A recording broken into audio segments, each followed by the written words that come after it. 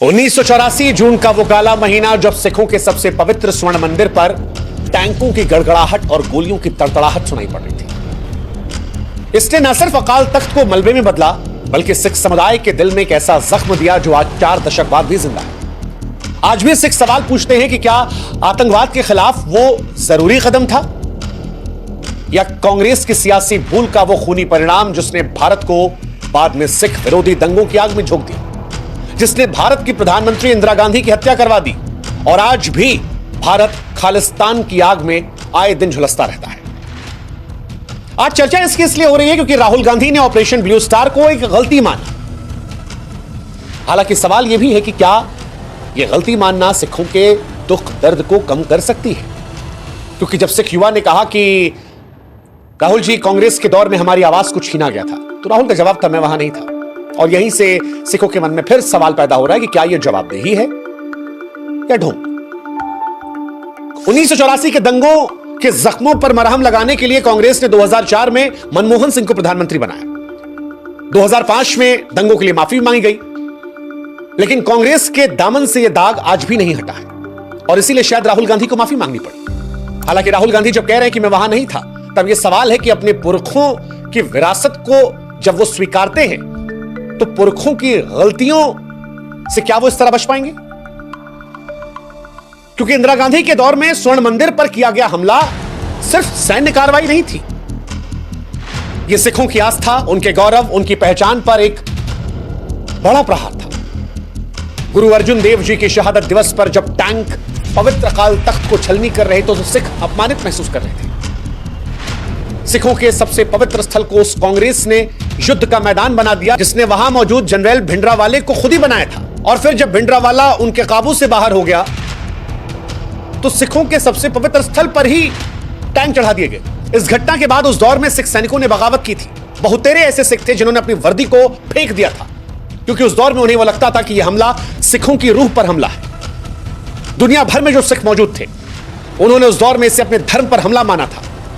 और आज भी स्वर्ण मंदिर से लेकर विदेशों में इंदिरा गांधी को लेकर, कांग्रेस को लेकर वो गुस्सा दिखता है।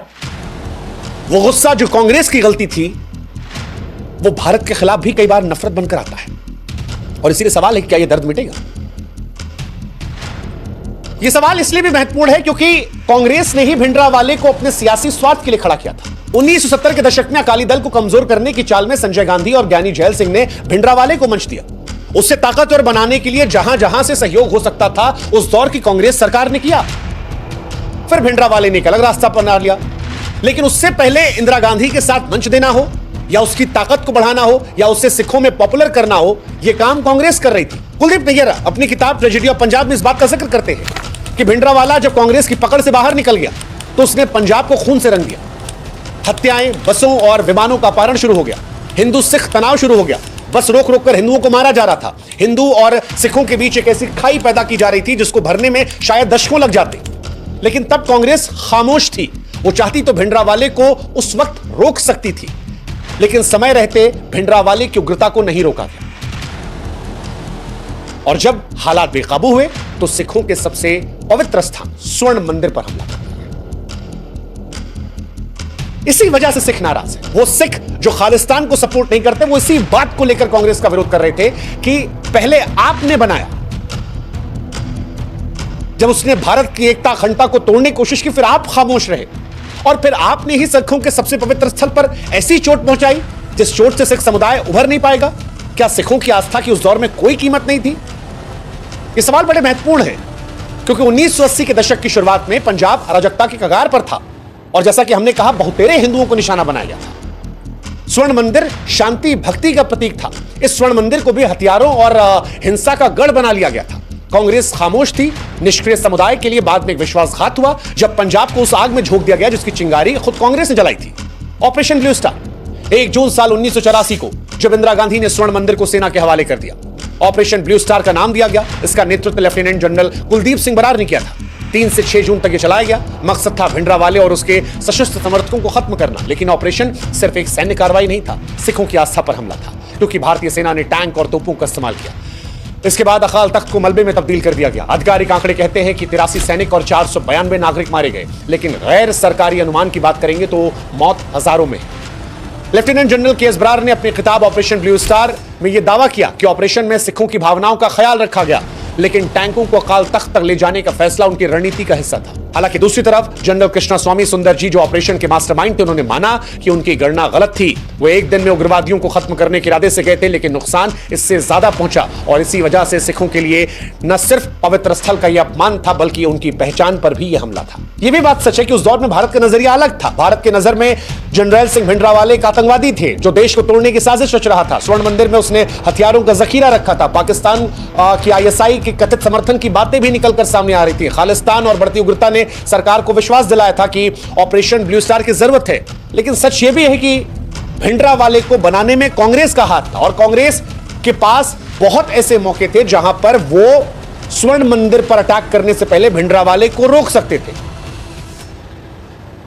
और यहां पर भी जो अटैक हुआ, इसकी योजना बनाने वालों ने भी बाद में स्वीकार किया कि सेना स्वर्ण मंदिर की पवित्रता को बनाए रखने में विफल थी।